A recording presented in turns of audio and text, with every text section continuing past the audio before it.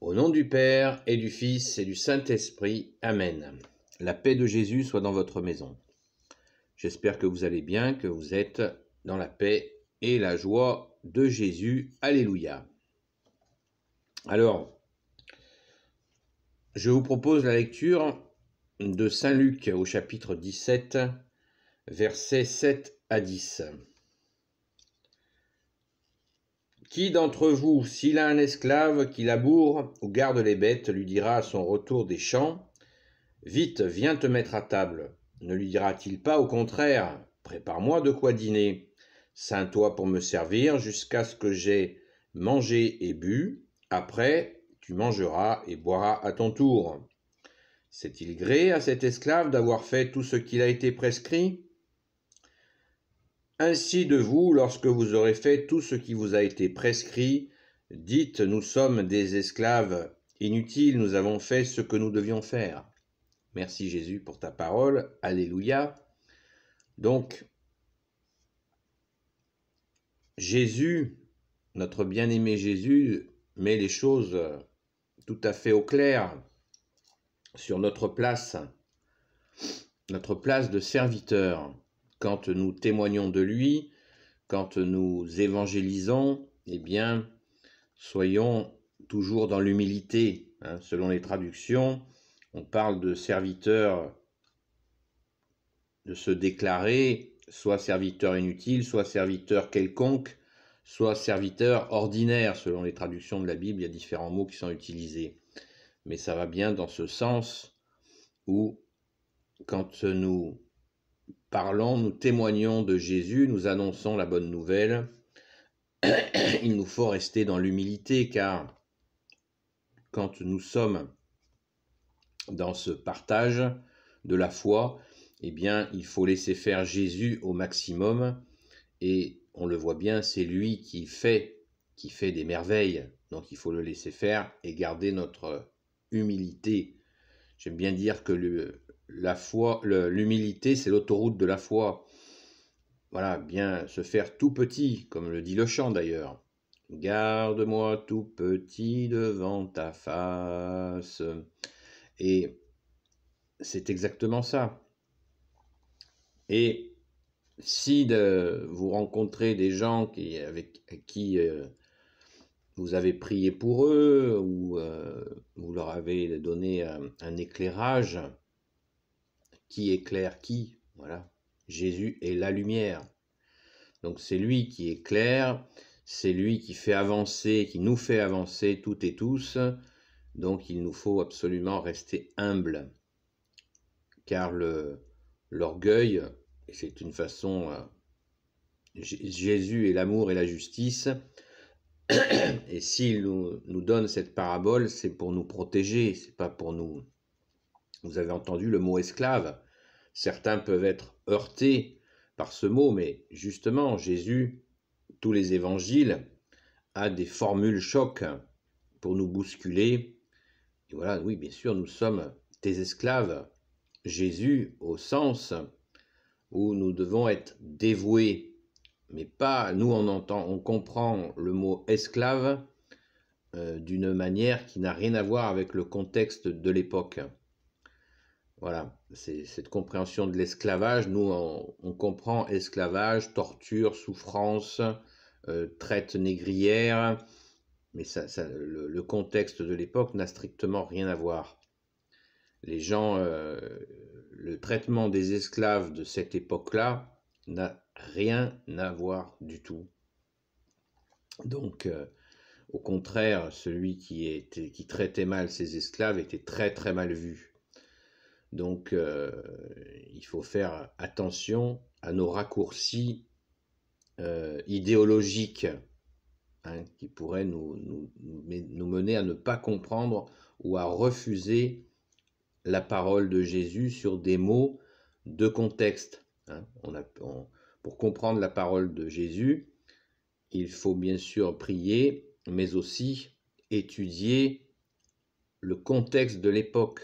Avoir au moins, pas forcément l'étudier, mais en avoir quelques informations.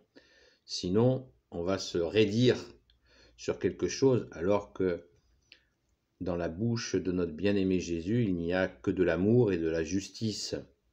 Et là, il nous met en garde, une façon de nous mettre en garde contre l'orgueil qui pourrait nous saisir en croyant que ce qui se passe quand nous parlons de Jésus, eh bien, vient de nous. Évidemment, on le sait bien, ça ne vient pas de nous. Mais c'est très sérieux parce que l'ennemi des âmes, le malin, est très futé pour ça, pour nous chatouiller l'orgueil et accepter les éloges. Il y a le célèbre curé d'Ars, le saint curé d'Ars, qui, quand il était complimenté, il était très sévère envers les gens qui le complimentaient. Parce qu'il sentait que dans le compliment, il y a une part de séduction. On appelle le diable le diviseur, mais on l'appelle aussi le séducteur. Hein, le séducteur. Ah, c'est bien ce que tu fais, c'est oh là là, vous êtes formidable. Combien de fois dans les commentaires, je vois sur plein de vidéos des gens qui disent à la personne qui a fait la vidéo, je t'adore par-ci, je t'adore par-là. On rêve. Moi, je me pince. Je dis, je rêve. La personne qui fait la vidéo pourrait un petit peu mettre un petit message, ou au moins dans une vidéo en parler, de dire, s'il vous plaît, arrêtez de dire, d'utiliser des mots comme ça, je t'adore, on adore Dieu, Jésus, son Père, l'Esprit Saint. Mais voilà, ne dites pas je t'adore, mais bon, c'est la mode, on voit des j'adore ci, j'adore ça, j'adore cette maison, j'adore le chocolat, j'adore ci, j'adore faire du vélo. C'est délirant, c'est délirant. Les mots ont un sens, et après on s'étonne qu'on est paumé si on utilise des mots à tort et à travers sans connaître l'essence. D'ailleurs, c'est ce que nous sommes en train de faire. Nous écoutons la parole de Jésus en cherchant le sens des mots, leur contexte historique, pour bien comprendre. Voilà, écouter, comprendre, et après on peut agir. Merci Jésus, par ta grâce. Alléluia. Voilà, donc, si on vous complimente, eh bien, rappelez sans cesse. Des fois, c'est un peu difficile parce que des personnes ont du mal à l'entendre. Dans leur tête, ils vous voient, vous, au lieu de voir Jésus qui fait. D'ailleurs, ça nécessite quelques explications. Personnellement, si Jésus ne m'avait pas sauvé de mes erreurs, de mes égarements, ben, je ne serais pas là. Voilà, c'est aussi simple que ça. Alléluia, merci Jésus. Moi, je dis ça tout simplement. Ben oui, si Jésus m'avait pas sauvé, ben, je ne serais certainement pas là. Voilà, ça j'en suis certain. Donc, merci Jésus, toi, tout est grâce, voilà. Jésus m'a libéré d'une situation complètement délirante, et voilà, c'est Jésus. Si je suis là en train de vous parler, c'est la grâce de Jésus, c'est tout. C'est tout au sens où c'est tout. Alléluia. Merci Jésus de m'avoir sauvé. Seul sauveur, seul rédempteur, notre bien-aimé Jésus. Alléluia. Vous voyez? Donc, il faut se l'appliquer à soi-même. Donc, oui, je suis un serviteur. Je n'ai fait que mon devoir. Voilà. Ouais, mais ce que tu fais, c'est bien. Je n'ai fait que mon devoir. C'est tout. Voilà. C'est Jésus qui m'a permis, qui a eu pitié de moi, qui m'a fait grâce, et je suis là. Et je te sers, Jésus. J'essaye de te servir. Voilà. Dites-le.